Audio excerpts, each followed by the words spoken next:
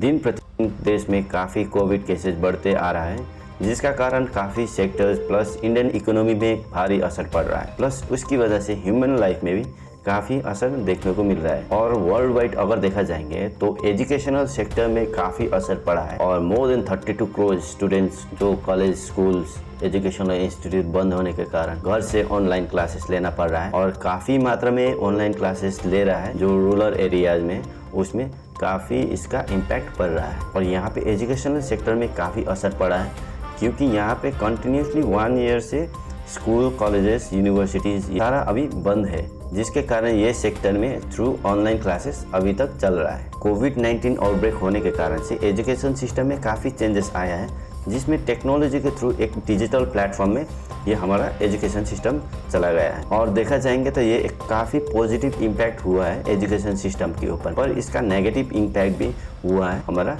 Education system के ऊपर से ह्यूमन लाइफ में। तो अगर देखा जाए तो यहाँ पे एजुकेशन सिस्टम सर्वाइव कराने के लिए यहाँ पे गवर्नमेंट की तरफ से स्टूडेंट्स, टीचर्स, पेरेंट्स के काफ़ी अप्रोचेस, टेक्निक, चैलेंजेस करना पड़ा है, जिसके कारण सभी को काफ़ी मुश्किलें का सामना करना पड़ रहा है। तो आज के वीडियो में यही कोविड-19 पैंडेमिक की वजह से एजुकेशन सिस्टम में क्या इम्पैक्ट रहा और गवर्नमेंट की तरफ से क्या अप्रोचेस लाया गया, प्लस इसमें सॉल्यूशन क्या है, उसमें भी चर्चा करेंगे। अगर मेरा वीडियो में आप पहले बार है तो मेरा चैनल प्लीज़ सब्सक्राइब करें और नोटिफिकेशन बेल भी दबा दीजिए, ताकि मेरा जैसे वीडियो अपलोड करेंगे उसका नोटिफिकेशन आपको मिलते रहे। पैंडेमिक की वजह से एजुकेशन सिस्टम में एक इमीडिएट और अनसर्टेन चैलेंज खड़ा कर दिया। जब इंडिया में लॉकडाउन अनाउंस हुआ तो मोर देन 1.3 बिलियन पीपल एक घर के अंदर में सीमित रह गया। तो उस टाइम ये एजुकेशन सिस्टम का जो स्कूल, कॉलेज, यूनिवर्सिटीज और जितना भी इंस्टीट्यूशन है अनिश्चित काल के लिए बंद करने के लिए मजबूर हो गया, जिसके कारण से एक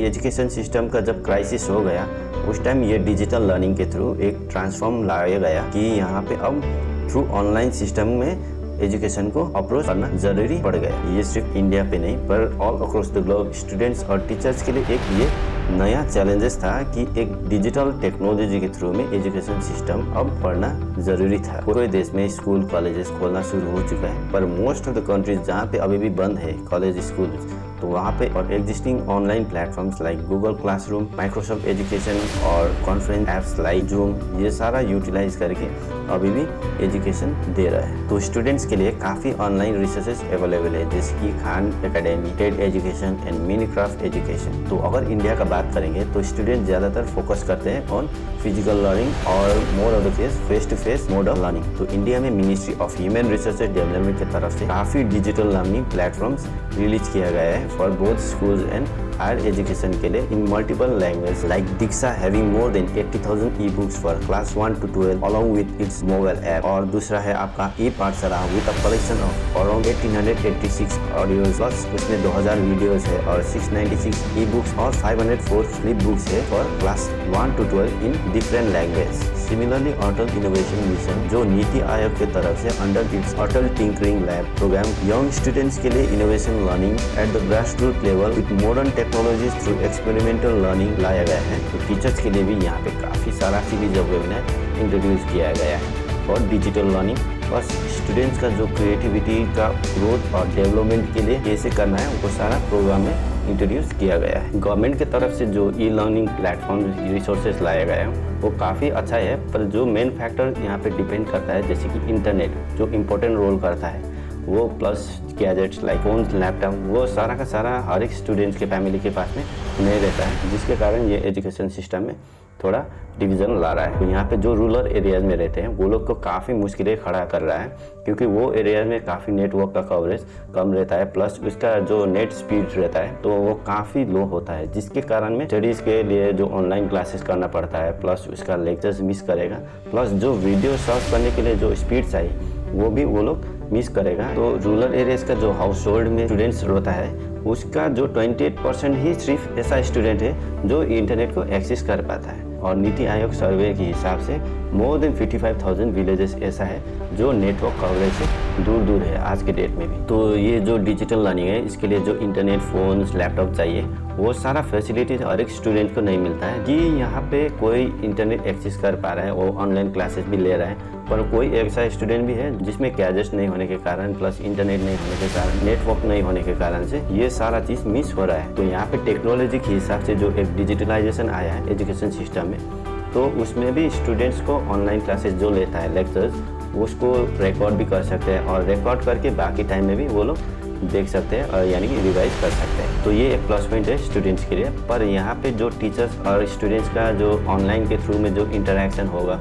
या फिर जो फीडबैक मिलना है, वो कम मिलने का चांसेस है ये ऑनलाइन सिस्टम में। तो यहाँ पे टीचर्स को भी काफ़ी मुश्किलें खड़े हो जाता है कि वो उसका स्टूडेंट्स को क्या वो लेक्चर दे रहा है वो सही से ले रहा है कि नहीं ले रहा है। तो यहाँ पे टीचर्स को भी काफ़ी दिक्कतें आ रहा है। मोर of the percentage of the teachers ऐसा है कि उनके पास सिर्फ मोबाइल फ़ोन रहेगा, यानी कि वो लोग के पास लैपटॉप नहीं होने के कारण से वो छोटे से मोबाइल स्क्रीन से उतना सारा स्टूडेंट्स को एक बार में लेक्चर देना काफ़ी मुश्किलें भी हो जाता है। तो इस तरह से जो एजुकेशन सिस्टम में जो डिजिटलाइजेशन के थ्रू में जो ऑनलाइन क्लासेस होता है वो काफ़ी बेनिफिट भी है, प्लस यहाँ पे एजुकेशन क्राइसिस भी देखने को मिल रहा है। तो यहाँ पे सिर्फ स्टूडेंट्स और टीचर्स का इफेक्ट नहीं हो रहा है, यहाँ पे जो पेरेंट्स घर में रहता है वो लोग को भी काफ़ी दिक्कत आ रहा है। तो यहाँ पे काफ़ी स्ट्रगल करना पड़ रहा है अपना पेरेंट्स को अपने किड्स के ऊपर में कि उसका असाइनमेंट, उसका होमवर्क, उसका लेक्चर, उसका क्लासेस, ये सारा चीज़ के लिए वो ध्यान करना पड़ता है अपना घर से। तो यहाँ पे पेरेंट्स को काफ़ी ज़्यादा पहले के हिसाब से मेहनत करना पड़ रहा है अपना बच्चा को एजुकेशन देने के लिए। तो यहाँ पे पेरेंट्स को काफ़ी मुश्किलें खड़ा कर दिया है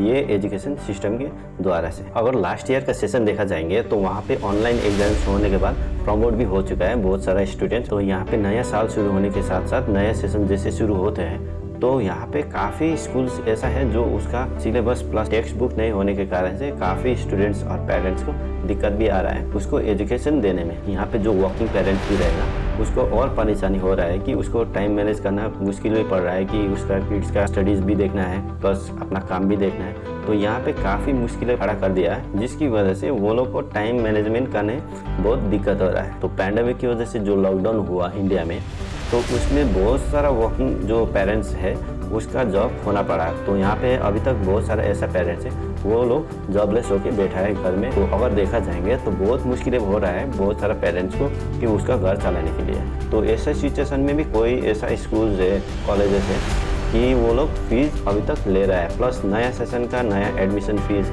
और ले रहा है। तो ये सब होने से वो लोग को काफ़ी मुश्किलें खड़ा हो रहा है। तो यहाँ पे बहुत सारा कॉलेज, स्कूल्स अपना जो ऑनलाइन क्लासेस बिना दे ही फीस भी ले रहा है, प्लस फीस में भी काफ़ी हाइक हो चुका है। यानी कि प्लस गवर्नमेंट को भी इसमें इंटरवेट करना चाहिए कि अब जो स्ट्रक्चर रहेगा फीस का वो एक नॉर्मल यानी कि लास्ट ईयर के हिसाब से रहना चाहिए, उसके थ्रू भी एक इंटरवेंशन होना बहुत ज़रूरी है। तो यहाँ पे काफ़ी परेशानी आ रहा है पेरेंट्स के ऊपर में, प्लस टीचर्स के लिए भी बहुत सारा प्रॉब्लम है क्योंकि वो लोग को भी काम से निकाल दे रहा है, क्लासेस नहीं हो रहा है तो वो लोग को काम के रखने की भी ज़रूरत नहीं। तो इसलिए टीचर्स लोग का भी काफ़ी जॉब लॉस हो चुका है ये पैंडेमिक की वजह से। समय आ गया है एचआरडी मिनिस्ट्री और सेंट्रल गवर्नमेंट को कि एक रूल्स रेगुलेट करे ये प्राइवेट स्कूल्स और कॉलेज के ऊपर में कि ये मन मर्जी सिस्टम यानी कि बिजनेस अब ना बनाए ये एजुकेशन सिस्टम। अगर स्टूडेंट्स का बात करेंगे तो वो लोग के लिए काफ़ी एक स्ट्रेसफुल रहा है ये ई एजुकेशन सिस्टम की वजह से, क्योंकि स्टूडेंट्स को यहाँ पे कंटिन्यूसली ऑनलाइन क्लासेस लेना पड़ेगा तो मोबाइल या लैपटॉप के ऊपर में देखे रहना पड़ता है। प्लस यहाँ पे जो अगर स्टडीज़ करना पड़ेगा फर्दर तो उसका मोबाइल के द्वारा ही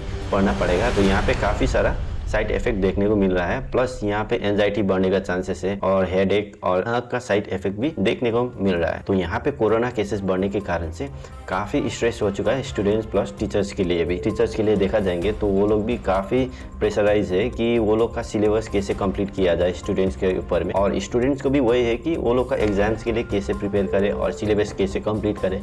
ये सारा चीज़ की वजह से वो लोग भी एक स्ट्रेस में आ चुका है। तो यहाँ पे जितना भी जॉब्स का एग्जाम पोस्टपोन हो रहा है, एंट्रेंस एग्जाम पोस्टपोन हो रहा है, तो वो लोग का करियर में भी एक क्वेश्चन मार्क आ रहा है कि वो लोग का जो लेवल है कंपटीशन लेवल वो किस दौर तक जाएगा।